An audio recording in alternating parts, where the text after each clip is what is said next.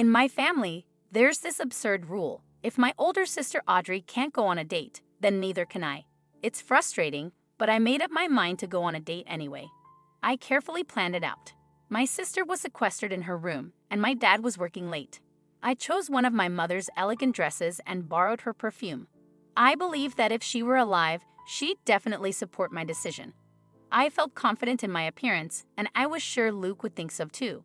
Luke and I had met online, and he had been eager to go on a real date with me for months. Our first date went splendidly. We even shared a passionate kiss in the back row of the movie theater. Luke mentioned that he had a surprise in store for me, and I was intrigued. Towards the end of our date, he took me to an abandoned building with a breathtaking view. While we gazed at the scenery, he leaned in for a kiss. Just as our lips were about to meet, my phone suddenly vibrated. Panic washed over me. It was my dad, persistently calling. Feeling compelled to answer, I picked up. He inquired about my whereabouts, and I hesitated before falsely claiming that I was studying at my friend Jose's place. Then he dropped a bombshell. Oh really? Since when does Josiah live on a rooftop? And since when is Josiah a boy with his hands all over you? My heart froze, and I instinctively crouched down in disbelief. Could my dad have been following us? My father continued, Hazel, you come home right now before I come over there and give that boy a piece of my mind. Next time you disobey me, don't choose a building across the street from my office. After my dad abruptly hung up, I peered over the edge of the building, and there he was, standing in his office, arms crossed, and sternly staring at me. I was in deep trouble, not only barred from dating but also essentially grounded for what felt like an eternity. Why did my life have to be so miserable? My dad reminded me of his ridiculous rule, and I shot an accusatory look at my sister Audrey. I couldn't help but ask Audrey why she couldn't just be normal and get a boyfriend herself. In response, she merely laughed and proclaimed that all boys were idiots before slamming her door shut. I missed Luke desperately. He didn't even attend the same school as me, so seeing him there was out of the question. Nevertheless, I eventually hatched a plan. I had no certainty if it would work, but it was worth a shot. I created a fake Instagram account and sent a message to Audrey. I didn't anticipate her responding, so I was taken aback when she did. We engaged in a conversation for about an hour, and she even sent me a selfie with lipstick on. I had to suppress my laughter as I headed to her room to knock on the door, but she yelled at me that she was busy. Little did she know that I was the one keeping her occupied by pretending to be this mysterious, attractive guy. I played along for a few days. Then Audrey surprised me by suggesting that we meet in person. Panic set in. I tried to avoid it, but she persisted with her requests. I honestly started to feel a bit sorry for her.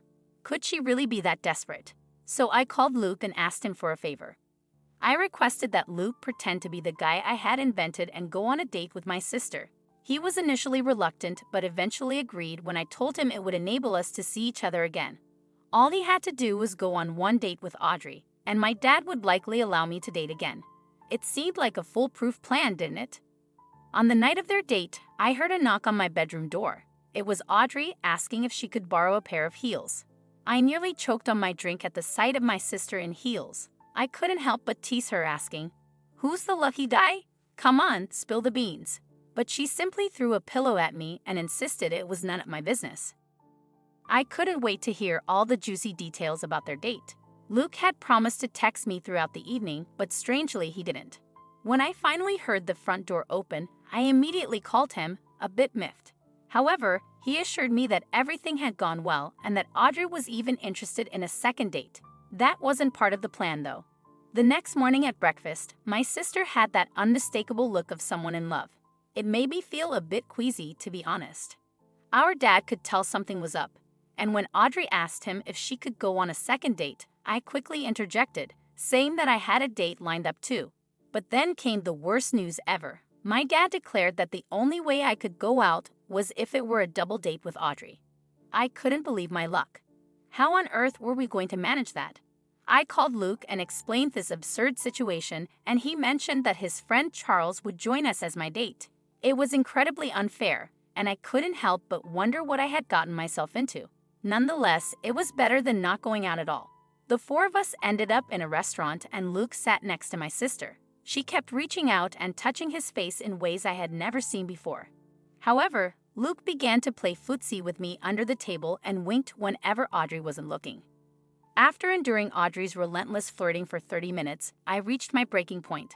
I excused myself and headed to the bathroom. When I returned, Luke was waiting there, saying with a sigh, "Sorry, babe."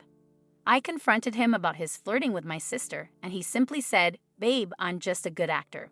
What can I say? I wasn't satisfied with his response. Luke was my boyfriend, and it didn't sit well with me. When we returned from the bathroom together, my sister appeared angry and gave Luke a passionate kiss on the cheek. It made my stomach turn. Later, when we got home that night, she started berating me, accusing me of flirting with her boyfriend. She declared that he was coming over the next day to watch movies and warned me to stay out of her way and leave her boyfriend alone. I couldn't believe her audacity. Since when did she start thinking of him as her boyfriend? I told Luke that he had to break up with her, or else I'd reveal everything to her and he would lose me forever. He promised to do it the next day. After about 30 minutes of watching a movie, my sister fell asleep on the couch. Luke tiptoed over to me, and we decided to hang out in my room for a while. He assured me that he would end things with her when she woke up. However, our plans took an unexpected turn when we heard the front door open. It was my dad. Panic set in. Luke swiftly climbed out of my window and dashed across the backyard to the gate. I rushed into the bathroom and pretended to take a bath. That's when I noticed a pregnancy test in the trash can. I was stunned. Was my sister pregnant? A whirlwind of thoughts raced through my mind. Could the baby be Luke's?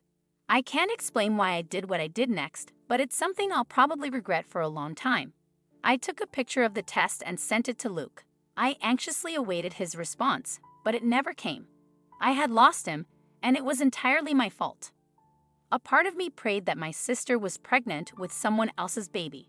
However, my worst fears were confirmed later that night when I overheard her on the phone with Luke. I heard her use his fake name, Caleb, the name I had concocted. I was torn. On one hand, it was my own ludicrous idea that had led to this mess.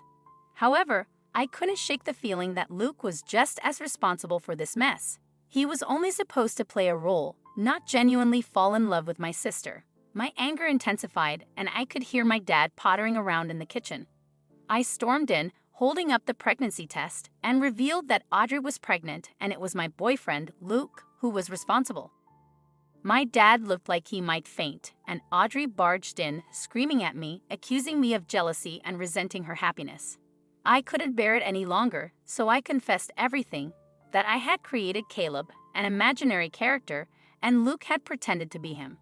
Audrey's expression turned from anger to nausea, and then she burst into tears, declaring that she had to terminate the pregnancy. My dad glared at me and called me cruel, questioning my sanity for concocting such a deceitful scheme.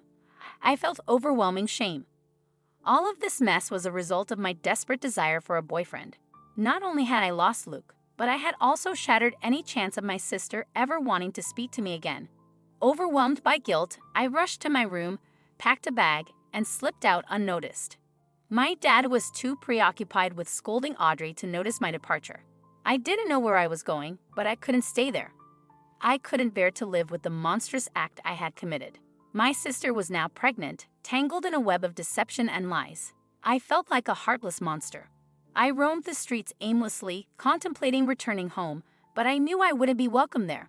I even considered going to Luke's, but he was equally responsible for the situation. In the end, I found my way to a youth shelter where they offered me a place to stay for free and the possibility of a job in the future. I ended up volunteering at a foster and adoption home for babies affiliated with the shelter, and it turned out to be a rewarding experience. Over the course of a few years, I witnessed one baby grow into a 2-year-old, sparking thoughts about Audrey and the possibility of having a niece or nephew somewhere out there. Determined to find them, I tried to trace Audrey and her child. They had moved, and I had sold my cell phone when I was first homeless, so I had lost their contact information. However, one of the staff members at the foster home overheard my quest and thought the name sounded familiar. He rushed to the file cabinet and retrieved a file with my sister's name on it. To my astonishment, my sister had put her baby up for adoption. It dawned on me that the baby I had watched grow into a sweet 2-year-old was none other than my nephew, little Charlie. That explained the special bond I felt with him. Trembling with anticipation, I dialed my sister's number. Would she hang up on me? When she answered, I recognized her voice, and tears welled up in my eyes. She was crying too. I revealed my location at the adoption agency, and an hour later, she and my dad rushed over. They apologized for my leaving, even though it was me who had walked away. My sister, her eyes filled with emotion, looked around, hoping to see her son. When she spotted him, she broke down in tears, repeatedly expressing that giving her baby away had been the second biggest mistake she'd ever made, the first being her fake relationship with Luke, which had torn our sisterhood apart. Now we were reunited, and I continued working at the adoption agency, cherishing my role there. As for Charlie, the situation was complex because my sister couldn't regain custody after giving him up for adoption. However, I could. I began the process of adopting my nephew, paving the way for us to become a happy family once more. We never heard from or spoke to Luke again. That chapter was firmly in the past.